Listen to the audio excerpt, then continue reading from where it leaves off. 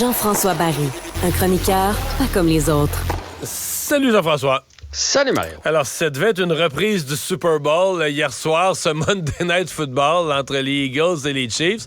Finalement, ça a tourné en comédie d'erreur. Moi, je me suis couché, les Eagles n'étaient même pas dans le match. Finalement, un matin, ils avaient gagné. Puis en voyant les images, je me suis aperçu qu'ils ont gagné dans une comédie d'erreur où t'aurais pu penser que c'était les deux pires équipes de la Ligue qui s'affrontaient, là. Ah, tu t'es couché? Ben là, ça m'étonne quand même. Mais je me lève tôt quand même. Ça me prend des bonnes raisons. Puis là, il se passait absolument rien pour les Eagles. C'était évident pour moi qu'ils allaient perdre. Ah ouais, mais il aurait dû perdre, honnêtement. Il aurait dû perdre des ballons échappés. Là. Puis c'est rare qu'on voit l'impatience chez Pat Mahomes. Généralement, il est assez bon avec ses coéquipiers. Mais là, hier, là, dans sa face, c'était comme les yeux, il roulait en arrière. Puis les mains sur le casque. Des passes, tu sais, pas un peu comme en arrière, des passes là, dans les mains. Puis même Travis Kelce en a échappé 2. Non, c'était je pense pas honnêtement que les Eagles ont gagné le match. Je pense que c'est les Chiefs qui ont perdu cette rencontre-là. Là. Mais en fait, les grands gagnants de la soirée, là, c'est les autres équipes fortes. Là, les Cowboys, les 49ers, les Jaguars, les Ravens, qui eux autres, ils se disent, OK, on est capable d'aller au Super Bowl en masse. Là. Les Eagles puis les Chiefs, ils ont des mauvaises soirées aussi puis sont bien battables. Là, parce que ça avait pas l'air de deux équipes d'étoiles hier soir. Là. Non, puis tu sais, j'écoutais hier Pierre Vercheval, que je trouve toujours excellent, puis les verges ont diminué du côté de Pat Mahomes, puis il expliquait que c'était les longs jeux, là, puis j'ai eu une petite pensée pour Tyreek Hill, tu sais, veut pas, lui, quand Mahomes, il donnait à 15 verges, à 20 verges, puis qu'il allait chercher 30, puis 40 parce qu'il était rapide. D'abord, il l'attrapait. Puis l'autre affaire, c'est qu'il l'attrapait. Là. Hier, là, je me souviens pas du nom du joueur, là, le receveur de passe qui n'a échappé 3. Là. Mais 3 il y a Watson en a échappé une sur le dernier jeu. Il y a... Le dernier jeu, c'était pas sa pire, parce qu'il était quand même bien entouré. Ouais, sauf que il l'avait même dans les mains. À la reprise, il passait entre les ronds des doigts des mains. Là, mais il y en a eu 3 de même, puis il y en a qui n'avaient même pas de joueurs des Eagles alentour. Donc le match aurait pas dû être serré. Là. Et c'est 2 fois à la ligne des buts. Là, ils ont perdu le ballon. Il y a des gens sur les réseaux sociaux, les gens s'amusent toujours avec ça. Et à la fin du match, Mahomes, un peu dépité par la défaite, quitte. Mais le match était à Kansas City, avec quand même les gens, là, c'est ses supporters locaux qui l'applaudissent. Et il a une serviette des Chiefs dans les mains. Et il la lance à un spectateur, il lance à quelqu'un de la première rangée comme pour faire un cadeau. Ouais. La personne l'échappe. Fait que visiblement. Donc là, la joke, c'est, il n'y a rien que Mahomes peut lancer que quelqu'un va attraper. Même la serviette. Même la serviette. Il lance un cadeau à un fan, puis il l'échappe, tu sais. Ah ben ça, c'est drôle. Mais bon, en même temps, il vaut mieux que ce match-là arrive là, pour les deux équipes. Ben, les Eagles, c'était pas tant qu'ils exécutaient pas hier, c'est qu'on dirait qu'il se passait rien. Ils étaient morts. Pas d'attaque. Je pense qu'il y a 3 ou 4 séquences consécutives qui ont fait des verges négatives. Donc, il prenait le ballon, puis quand le botteur de dégagement bottait, là, il avait reculé. Là. Ouais. Les Chiefs se rendaient facilement hier au corps arrière. Donc voilà, pour la NFL. Le ministre Éric Girard, aujourd'hui, qui a tenté... d'expliquer, tant bien que mal, de reconnaissant qu'il y a un changement de stratégie, le reconnaissant qu'il est dans une démarche plus large pour montrer à la Ligue nationale que Québec est sérieux. Puis là, il a expliqué son 5 à 7 millions pour faire venir les Kings, les matchs pré-saison. C'est lancé même dans une mathématique là, sur la probabilité d'une expansion dans la Ligue nationale. Puis advenant une expansion, la probabilité que Québec soit une des villes choisies. Ouais, je pense pas que grand monde y a cru à Éric Girard aujourd'hui. Puis je trouve ça dommage parce que non seulement c'est un fiasco, mais ça va être un fiasco pendant longtemps. Là. Parce que c'était... Tu sais, mettons, cet événement-là est en fin de semaine. Là. Bon, là, la fin de semaine passe, puis là, il va y avoir d'autres préoccupations, puis dans un mois, on n'en parle plus.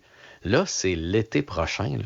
C'est en septembre l'année prochaine. Fait que cet événement-là va revenir dans l'actualité de façon régulière. Et là, la façon que ça s'enligne aussi, ça va être un flop au guichet. Tu irais-tu, Mario? On te donne des billets demain. Veux-tu te faire voir là? Ça va devenir gênant. Je suis pas sûr. Ça va devenir gênant. Les Browns, les Kings, les 3 des meilleures équipes de la Ligue, d'après moi, ça va être plein. Tu penses pas qu'on va oublier la question du finance? Je sais pas, peut-être que je me trompe. Mais en tout cas, quand le Canadien y allait, c'était pas plein. Non, mais là, le Canadien, il niaisait tout le monde. Oui, mais tu le savais pas quand tu achetais tes billets. que c'était avec quoi Puis l'alignement. Toronto, je me souvenais plus. Et quelqu'un me rappelait que Toronto était même pas venu. Toronto avait envoyé vraiment la deuxième équipe. Là, Ouais. parce qu'il y avait 2 matchs ce soir-là. Avec la vraie équipe était restée à Toronto, puis ils avaient envoyé leur club école. C'est sûr que les Kings, ils vont sûrement avoir reçu l'ordre de faire jouer leurs bons joueurs. D'après moi, ils vont se reparler d'ici là, mais il n'y a rien qui dit que les Bruins vont habiller leurs bons joueurs. Il n'y a rien qui dit que les Panthers vont le faire aussi. Mais puis l'autre affaire concernant la Ligue nationale, moi, le retour du hockey à Québec, je le souhaite, mais j'y crois de moins en moins. Puis j'ai l'impression qu'on fait un peu, je veux pas dire la guidoune, mais on reste là. À chaque fois, tantôt à l'émission, je disais, on dirait une fille avec qui tu as le goût de sortir, mais elle te niaise tout le temps. Mais de temps en temps, quand elle va aller au restaurant, elle te rappelle, puis elle fait hey, j'irai manger au restaurant. Tu fais ouais, mais je vais t'emmener au restaurant. Mais je te dirais, qu'est-ce que tu veux qu'on fasse? On a un amphithéâtre à Québec, on a une ville de hockey, on a fait une connerie en 1995, on a laissé aller l'équipe. Qu'est-ce que tu veux qu'on fasse maintenant, à part que de faire un peu de beaux yeux? Il n'y a pas grand-chose qu'on peut faire. Mais moi, ce qui me fait peur, c'est que l'opposition est tellement vive. À mon avis, on est en train de tout enterrer. On est en train... tous les autres événements subséquents... Projet. Je veux dire, championnat junior, championnat féminin. À mon avis, il n'y a plus jamais un gouvernement qui va proposer un événement au Centre Vidéotron. Je pense qu'on est en train d'enterrer l'idée d'avoir des matchs de Ligue nationale, des camps d'entraînement, des championnats mondiaux, juniors, féminins. Présentement, on est en train d'entrer... Le Centre Vidéotron va devenir une salle de concert, puis il n'y aura plus de hockey professionnel là ou de grands événements là qui coûtent de l'argent, en tout cas, là, de l'État. Là. Mais ça, c'est dommage. Puis moi j'aime le sport. Là. Fait que ça me dérange pas qu'on paye un peu pour le sport. Puis à un moment donné, il faut pas tout mélanger. Là. J'entendais aujourd'hui du monde dans les lignes ouvertes. On réussit pas à donner de l'argent aux profs. On cherche des milliards pour les profs. Oui. 5 millions, je veux dire. À un moment donné, il faut arrêter de tout compter au Québec en lits d'hôpitaux puis en spécialistes pour l'orthophonie des jeunes. Là. C'est 2 vases différents. Le timing était pas bon, puis je trouve que l'événement est mal choisi. Ouais. Si on avait annoncé justement le championnat junior, ça mène, il va y avoir des équipes de partout à travers la planète qui vont s'emmener jouer ici dans le temps des fêtes, puis on a allongé 5 à 7 millions. Je pense pas que les gens auraient chialé. C'est que là, on finance des millionnaires, parce que les joueurs sont millionnaires. Le propriétaire fait partie des 400 plus riches sur la planète. En fait, on les finance pas. Ils n'ont pas besoin de nous autres. On les amène à Québec. Parce que là, ce qu'on paye, là, c'est la différence de coût pour qu'ils viennent à Québec. On les finance pas. Les Kings n'ont pas besoin de notre argent. Là. C'est comme s'ils viennent pas à Québec. Là. S'ils n'ont pas ces dépenses supplémentaires, ils font leur affaire, ils font leur argent, ils sont plus riches que nous autres. C'est que là, on finance leur revenu. On paye pour l'écart de ce que ça leur coûte de venir à Québec. Mais ça aussi, c'était mal joué aujourd'hui. On va juste payer la nourriture. Tout ça, pendant ce temps-là, t'as les banques alimentaires, la nourriture de Philippe Dano. Bref, tout ça est mal joué. C'est juste mal joué.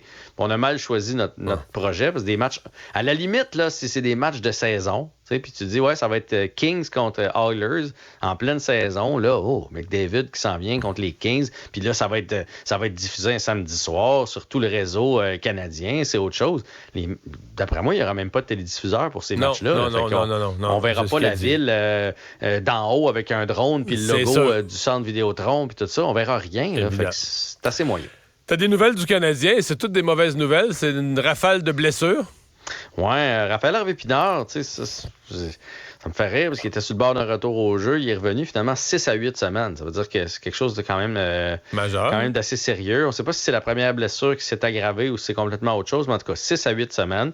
Harris a fait le voyage avec l'équipe, imagine-toi donc. Je ne sais pas si c'est parce qu'il voulait être avec son père, mais il est allé à Anaheim, puis finalement, on l'a retourné à la maison aujourd'hui. Donc, visiblement, lui aussi... il ne jouera pas, puis visiblement, sa blessure est un peu plus sérieuse qu'on pensait.